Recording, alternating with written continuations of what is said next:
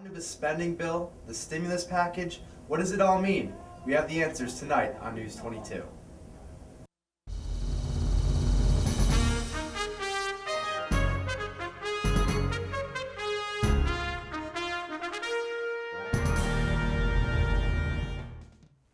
Good evening and welcome to News 22. I'm Christina Janitatis. And I'm Sierra Brown.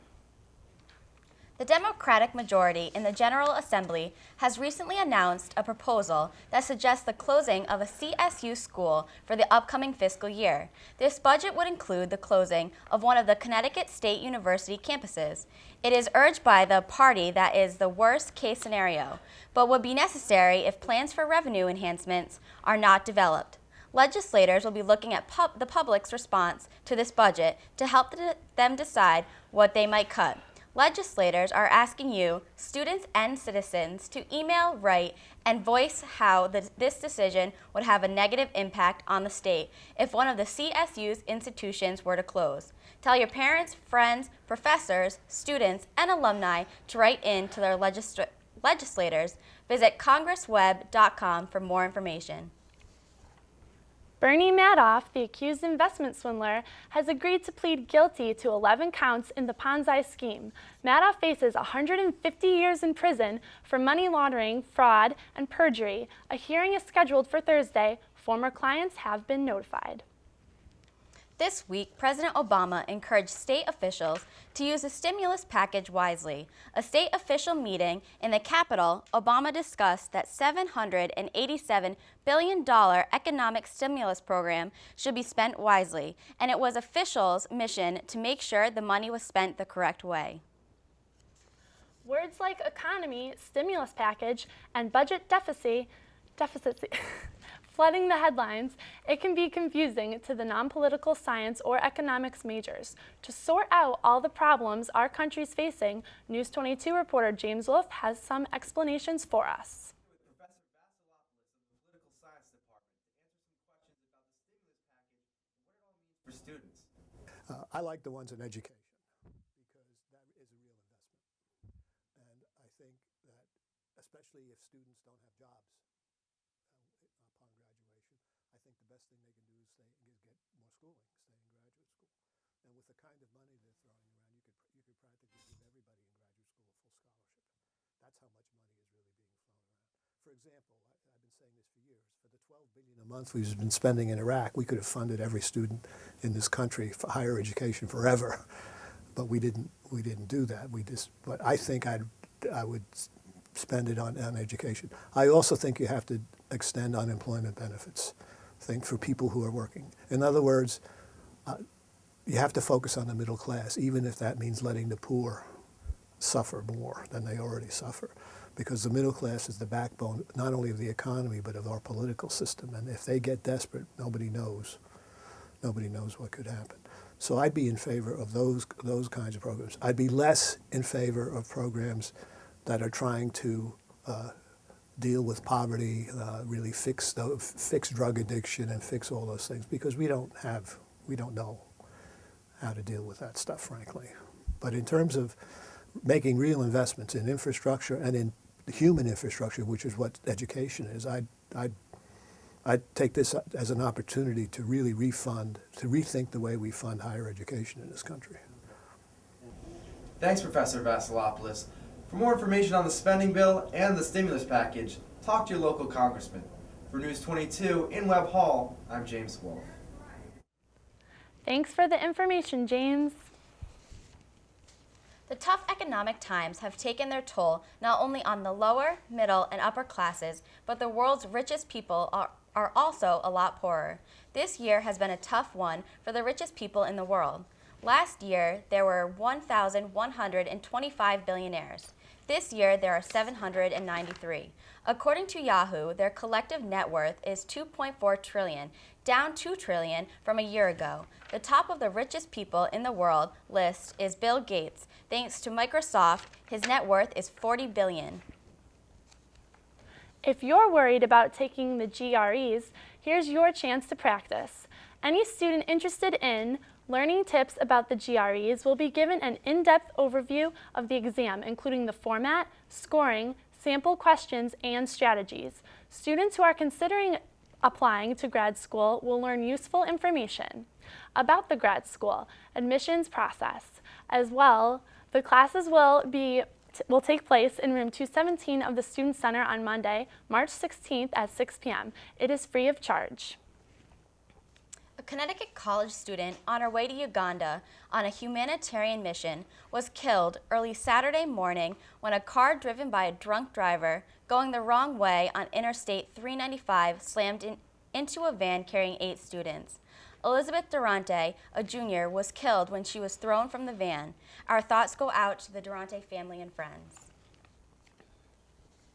Apple's new iPod is smaller and smarter. Apple will launch a smaller version of the iPod Shuffle that has a new feature. It speaks the names of the songs and the artists. The iPod costs $79 and stores 4 gigabytes, about 1,000 songs.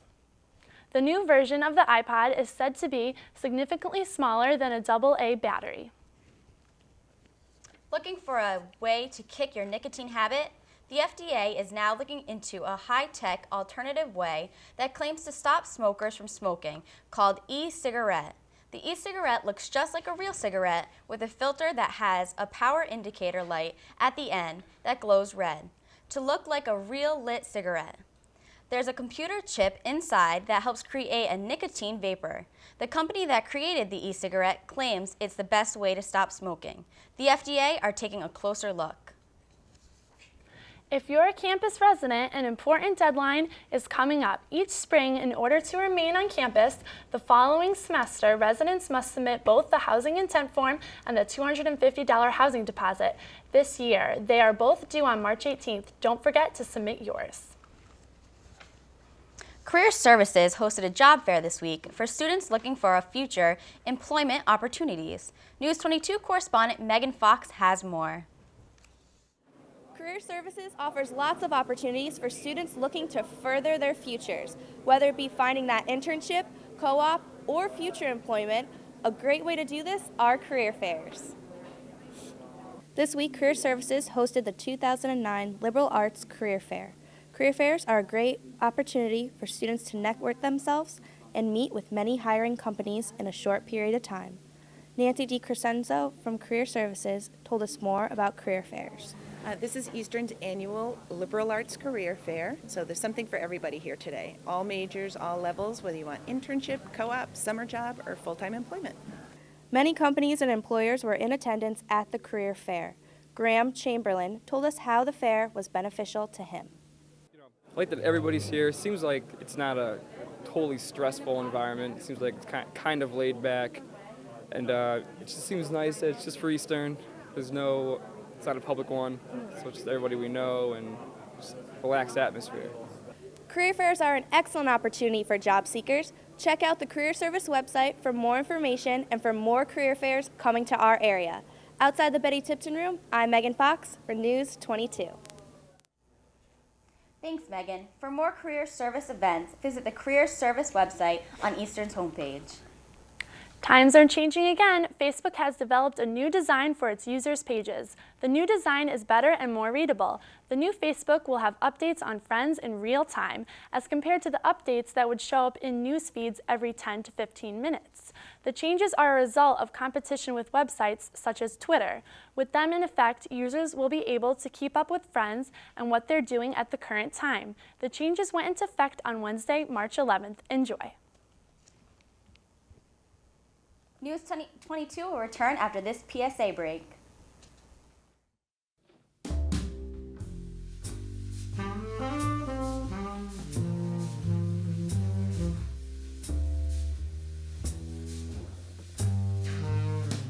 Jess, I don't know what to do. What's wrong? I thought today was the night. What happened? I know it's supposed to be, but he doesn't have a condom. He said he doesn't have any money. He spent it all at the bar. Well, don't go through with it if he doesn't have a condom. I know, but he really wants it.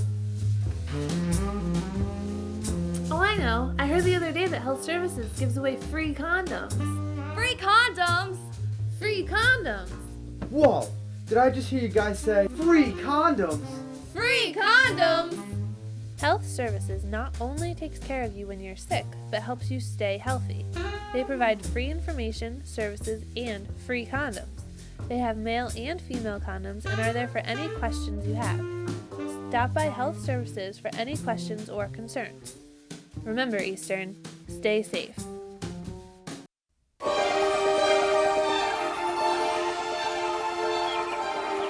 Hello, little prince.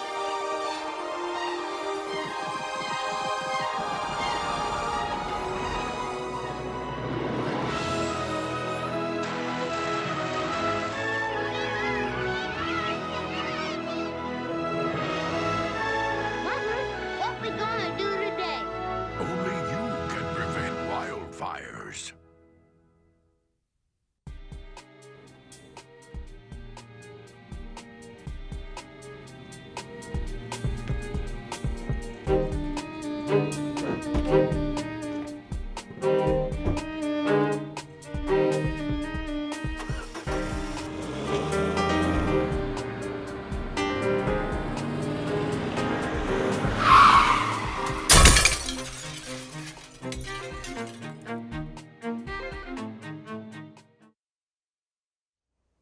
We are back and we have James Wolfe and Simone Oliva for editorials.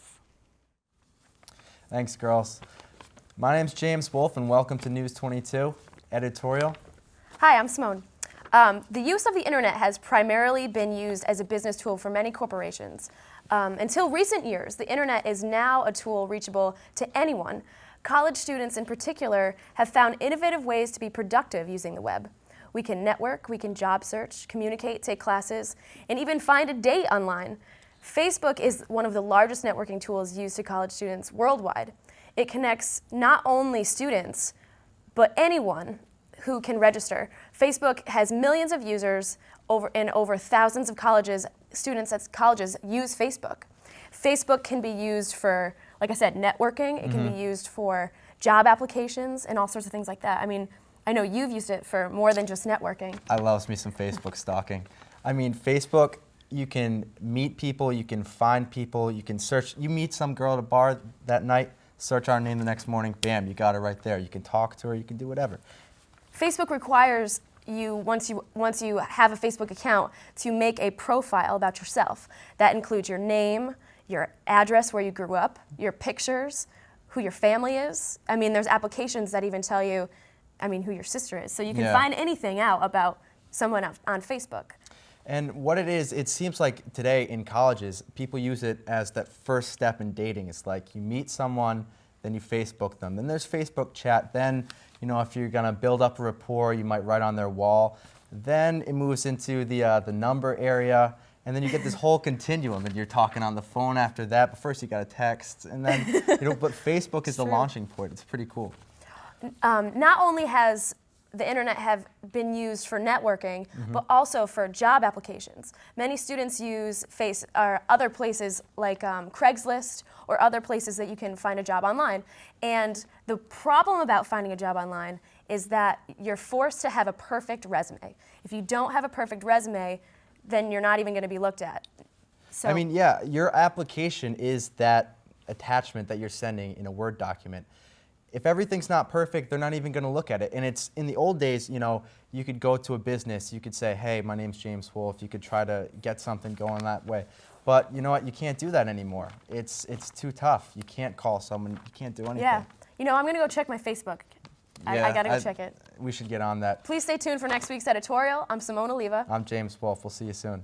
Bad experience with alcohol. My first experience with drinking. My first experience drinking. I went shot for shot with a bunch of guys. Gulped down the whole thing. We finished a liter. I drank a little bit too much. There was a lot of vomiting. I ended up passed out in a closet. I had to go to the hospital because I was sick. Found out that one of my real close friends was in the hospital.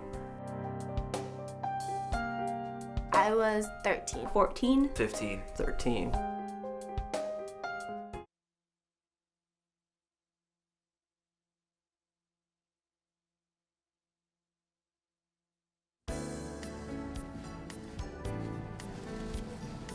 Whoa, what are you doing? Throwing out my trash. Don't you recycle? Recycle? Yes, it says toss bottles here. Oh, all right.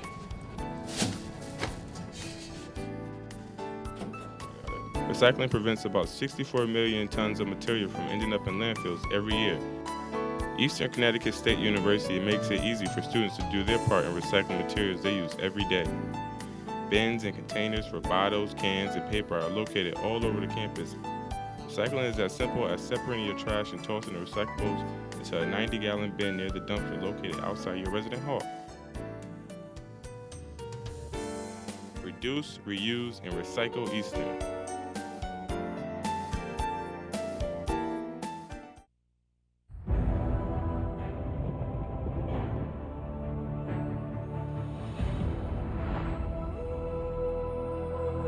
Impossible. It's never too early to start reading to your kids. Are you prepared for what awaits you? There are amazing possibilities when you open a child's mind to reading. Log on to the Library of Congress website and let the journey begin.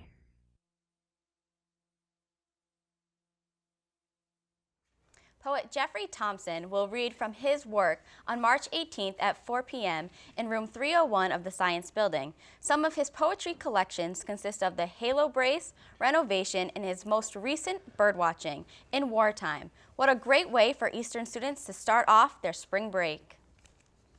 Lisa Guernsey, a former New York Times education and technology reporter, will discuss the effect of television on children at 3 p.m. on April 1st in the Student Feeder. Guernsey will discuss the findings of her book, Into the Minds of Babes, How Screen Time Affects Children from Birth to the Age of 5. Guernsey's discussion will explore the age at which children begin showing evidence of learning from what they see on screen and how early childhood providers can make informed decisions about screen time. Stepping into the library is like revealing the past. Right now, the Karl Lutz Holocaust exhibit is on display in the J. Eugene Library.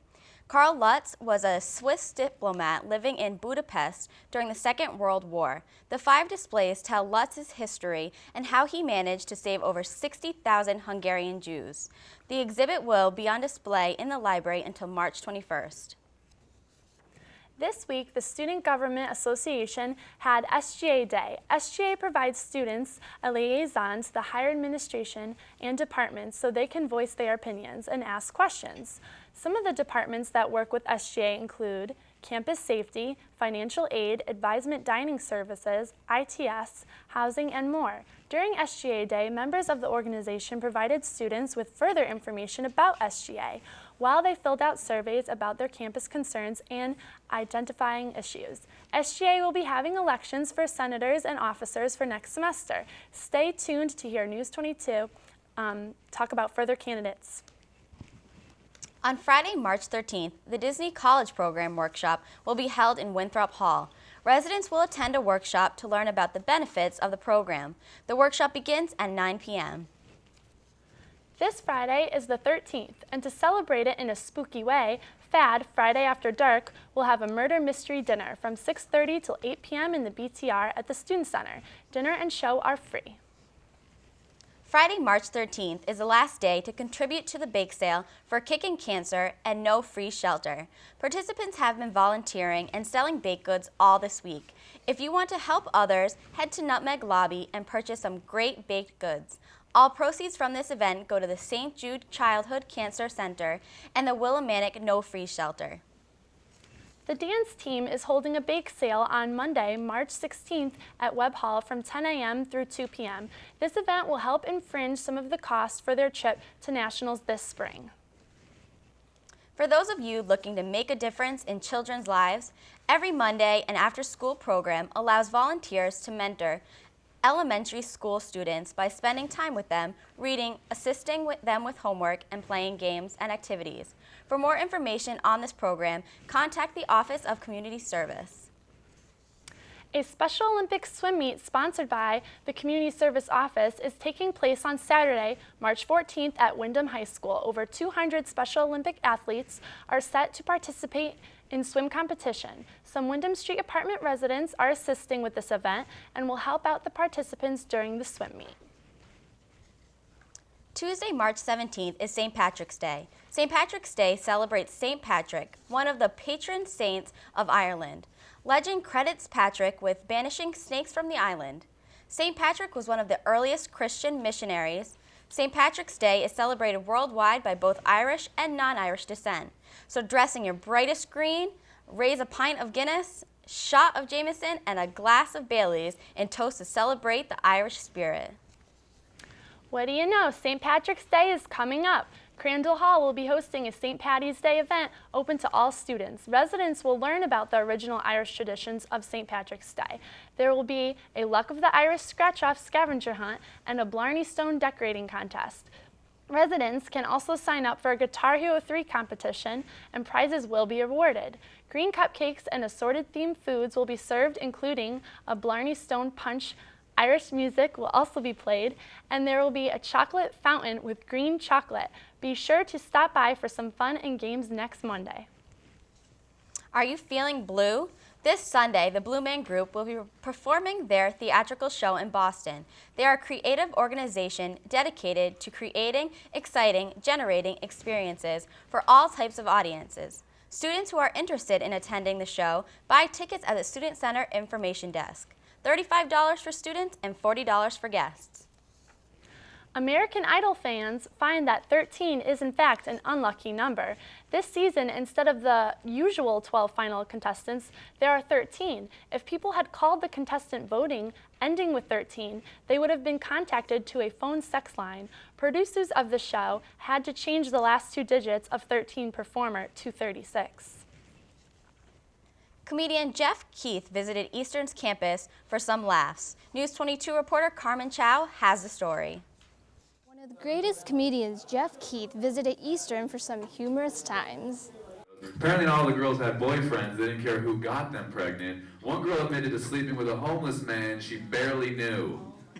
Oh, yeah. Best part, right? That's gross, I agree. Let's agree on one other thing. That is the best day in homeless man history. Students arrived early at the Betty Tipton Room to pick up their tickets to reserve the best seating to watch Jeff Keith. Jeff Keith began performing stand-up comedy at the end of 2003. Since then, he has been making a name for himself. The audience and the industry have both been taking notice. Currently, Keith is touring the country performing at colleges and comedy clubs alike. I spoke with Jeff Keith to find out his views on being a comedian. Comedy club, there's not as many people groaning. Like, this show is good, though. You guys are really cool at Eastern Connecticut State University Warriors. But sometimes college shows, they're a little more touchy, you know what I mean? Because they're not like adults yet, really. Like, they're adults technically, but they haven't like had as much life experience, so they'll groan at a lot of stuff. But there really wasn't a lot of that. I'm going to exaggerate some things up here. I hope you know what the comedy show is going to be like. I've got some more time left, and there's a chance that everything I say might be based on fact, slightly exaggerated, to hopefully get some laughs. Be sure to check out his upcoming shows for more laughs. Thanks, Carmen. If you would like to know his upcoming show dates and location, or take a glimpse of his previous shows, visit Jeff Keith's website. The Harry Hope Theater is still seeking ushers for its spring performances. Ushers get to see all of the performances in the spring concert for free.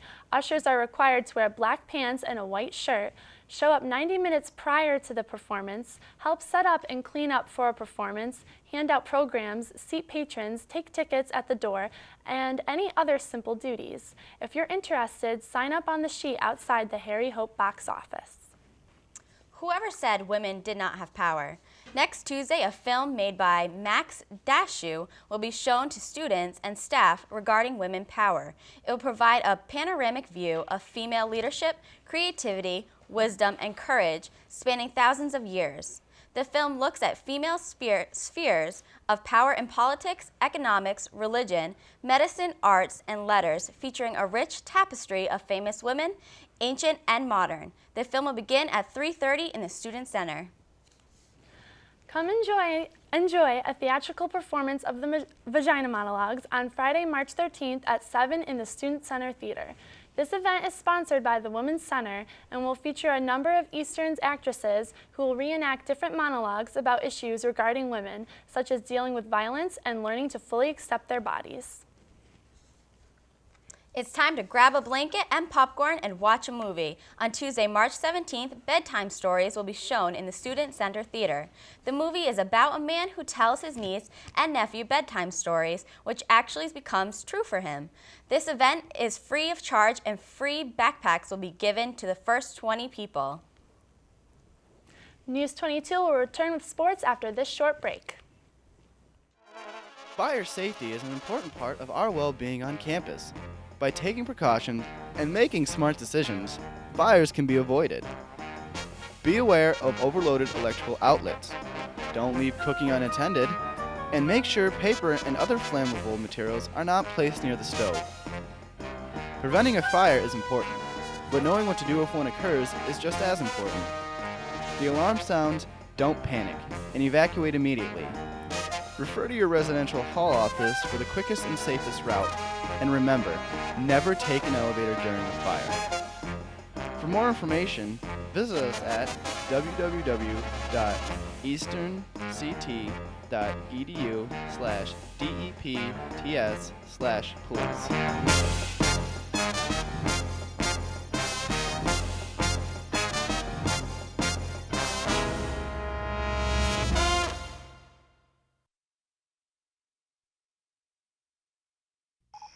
Listen up, Energy Hogs. We got a real porker of a house here. Get in there and waste some energy.